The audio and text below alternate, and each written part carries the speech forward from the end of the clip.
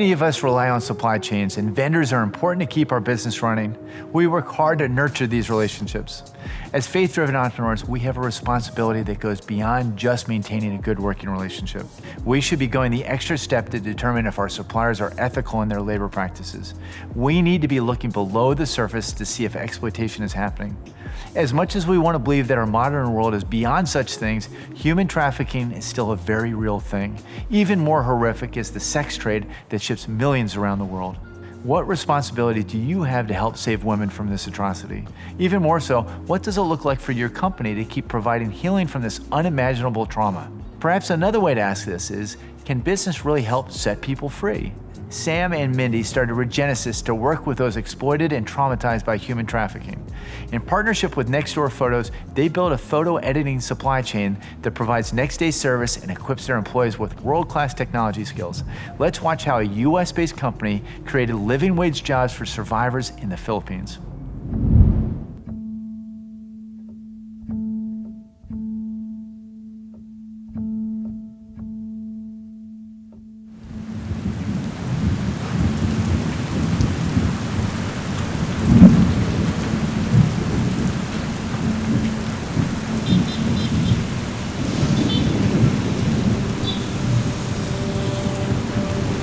My life as a child, I can say that it's poor. We are poor. I met a foreigner. He was saying that I can take care of you and I can give you a better life. I was 14 years old. I was working in a bar. He asked me, do you want to work at spa? I answered yes because we have nothing to eat. And I didn't really know that you will go with that customers and have sex. She was recruiting us to take nudes from us, and then she will have money from the foreigner. I told the manager, I'm just 15. And then I was forced to do some things because of money. But then as time goes by, he introduces me to a cyber sex, wherein I sit in front of the camera and he would ask me to do stuff while someone is on the computer. My mother, she wants to see what kind of job. Then she noticed that I'm pregnant. And then in the...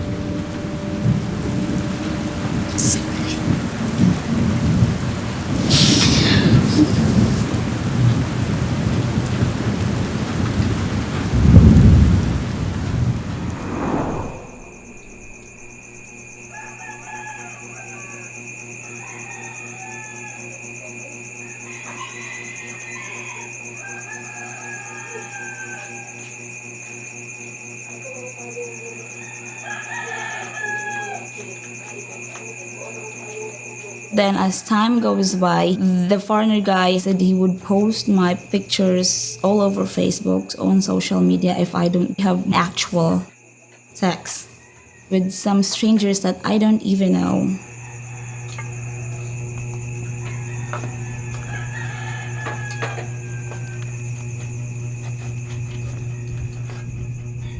I was 21 with my 1-year-old boy, pregnant with this foreigner's child. And it really gave me an awakening message that, hey, it's a baby girl, it's a girl. Do you want this to happen to her? So it's like, it stick to my mind that, no, I know how hard it is to have this kind of life and I don't want her to go through. Like, that's it. I don't want my children to experience what I experienced. And I don't want them to witness how my life is.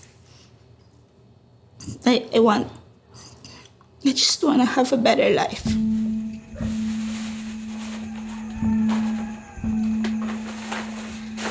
It was in the middle of the night. The foreigners sleep, where I pack my things with my baby and already pregnant. And we were in the middle of the streets, carrying my luggage. I went to a friend. I asked her if I could stay there just for a few days. and they took me to the shelter.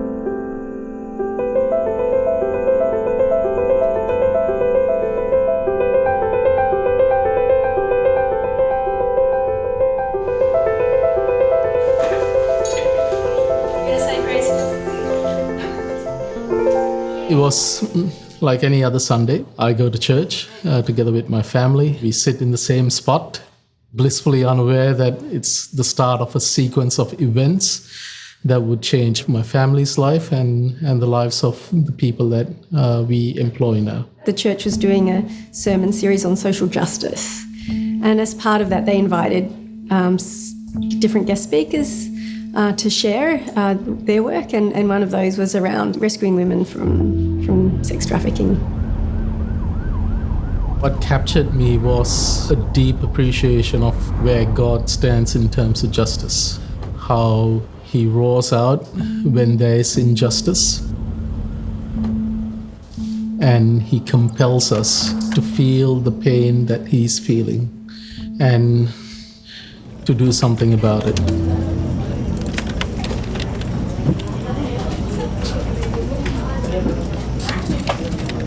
Philippines is the global epicenter for online sexual exploitation, and that's because of two main factors. One is access to, cheap internet, and the other is the ability of the population to speak English, so that it's easier for them to find foreign customers. And after meeting some of the organisations involved in rescuing victims of trafficking, we soon realised that some of the aftercare components were quite lacking, particularly in regard to sustained, decent employment. It seemed a bit convenient that once you rescue, it's mission accomplished and everything else will fall into place. I knew that one of the greatest needs that they would have would be a stable and well-paid job.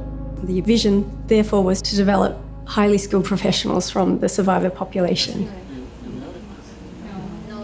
I'm a family physician, and I also have a Master of Public Health. So my work involves both clinical practice and program development and management. I was working in Deutsche Bank in the global technology and operations area, so I had been thinking about computer-based work. So a digital media outsourcing service catering to clients all over the world. And we provide long-term digital careers in a workplace designed specifically for survivors of trafficking and abuse. Perhaps we wouldn't have done it if we knew how hard it was going to be. And as hard as it has been and some of the pain that we've carried, it doesn't compare in any way to what they've experienced and the ongoing struggles that they still have. After it was dark, nightmares, I stayed in that shelter for a year. And as soon as I get out of the shelter, they invited me for an interview. The intent from the very start was to work with NGOs and those who are operating shelters. They're providing basic housing, sanitation, education.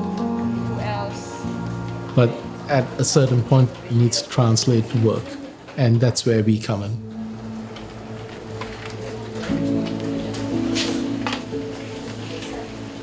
Most of the people that we employ, day one, they have very basic literacy, numeracy. Honestly, at that time, I have no idea what is Microsoft, what is Excel. And then they interviewed me. I don't know even a computer. But in my mind, they're gonna train me anyway. So I know Microsoft Excel, Microsoft Word, and PowerPoint. The first 5 weeks is intense. And within a short period of time, through our training program, take them to a point where they're editing photos. Nextdoor Photos is the main client. They do the shoots in the US, uploading these photos into our delivery service. We deliver around 4,000 edited photos daily, making sure that there are no flash shadows, no reflection of the photographer. Everything's properly aligned. There would be sky replacements depending on the client's preference, and the professional quality of the work, and being excellent, just pursuing excellence in the things that you do. That's one of the principles that our employees pick up from Nextdoor Photos. Before, I thought that I'm dumb. But now, I feel proud of myself that I can do this. It's not a usual supplier-customer type relationship. There's an underlying depth to that, which is the social impact. And that social impact is conveyed through the metrics that we provide, but also when Nextdoor Photo employees speak to our team and experience firsthand the change in the lives of our employees, that makes a profound difference.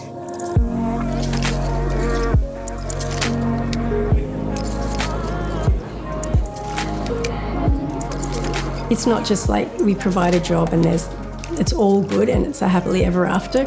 When we provide a job and an income, there is a resurgence of the pressures and some of the dynamics that led to trafficking in the first place, such as abuse at home, alcoholism or mental health issues, or family members that will come back into their lives and want money. There's an enormous amount of financial pressure that they have to deal with when they start working. So we have the business, and alongside that, I have a small foundation called Regenesys. So my team and I provide support and services into the workplace to help the employees be successful here and also in their personal lives. And so we are trying to create a predictable workplace so that when they come in, they can relax. So things like the relaxation exercise, we've scripted and sort of institutionalised that. It's time for the 5-minute relaxation exercise.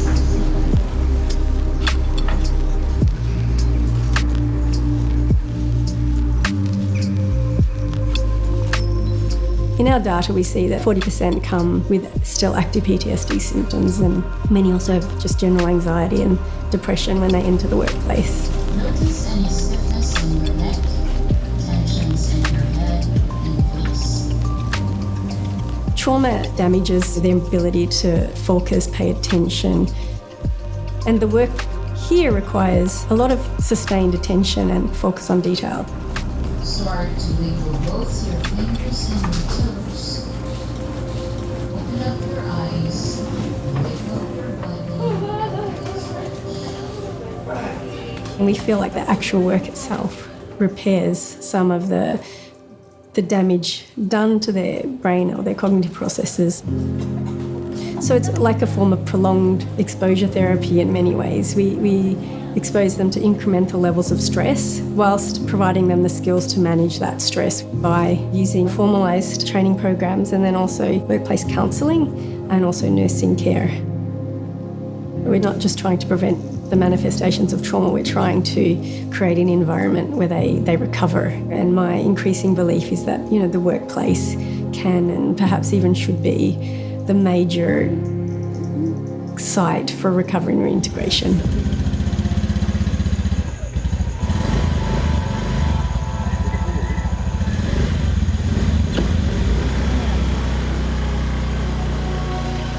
I want my children to be proud of me. I just have to grab the chances that were given to me and take it.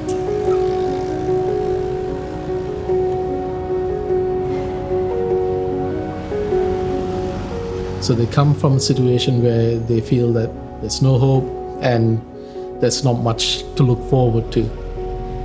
But despite that, they take that first brave step to apply to this company.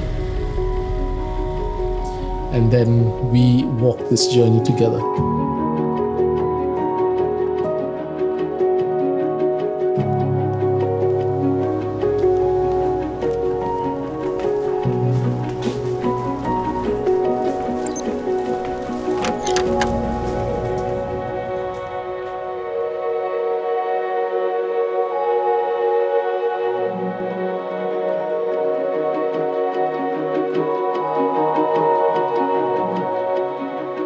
So we can decide for ourselves what successful recovery and reintegration looks like, but ultimately they are going to be the experts in their own journey.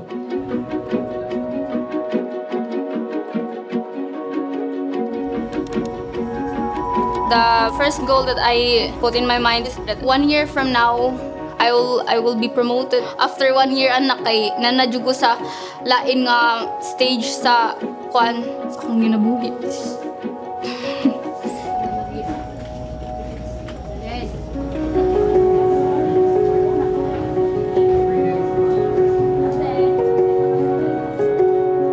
Although those challenges, those memories, it's still in me because it's part of my life. But I don't lose hope.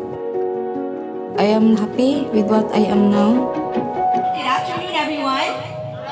We are all here today to celebrate our 6th year anniversary.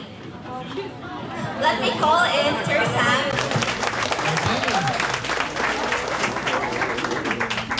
6 years ago, Mindy and I could not have foreseen all of the problems, the heartaches, the stress, and the challenges, right? But we could not also foresee the joy, the triumphs, the wins, and you. Each one of you have an incredible story inside of you. You see an individual that's scared and afraid, and you invite them to come into the company. And you see all of the systems and workplace structures and culture that we created. But at the end of the day, you can see them sitting at their desks, having a good chat with one of their co-workers or team leaders and smiling and laughing. And you know that they're doing better than where they were at the start. And to me, that makes it all worthwhile.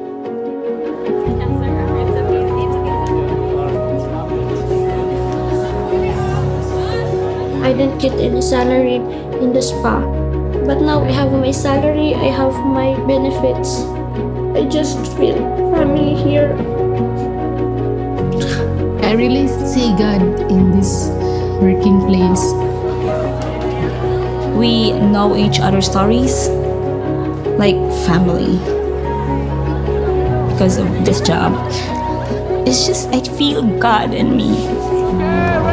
And in fact, realize how important my life is, like how valuable I am. 1, 2, 3.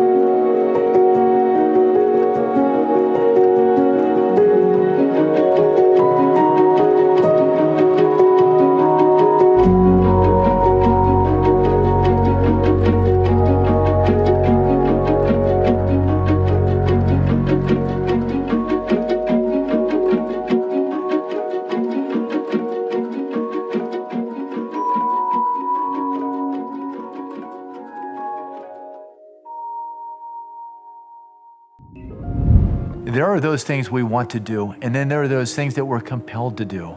This is the difference between being faithful and willful. This is a choice we make every day. Are we going to pursue what we want, or are we going to allow God to make a path for us? As we saw with Sam and Mindy, they felt compelled to use their company for more than just real estate photography. They submitted to God's will in that. Now they're actively participating in the redemptive work of our Heavenly Father. What do you need to surrender to God? Is it your company, your bottom line? Or maybe you need to surrender what you thought your venture would look like so that it can be all that God wanted all along. Spend some time with your group talking about being faithful versus willful. There are plenty of scripture references you can use in your conversation.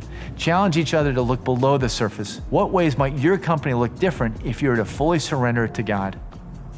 We'll see you next session.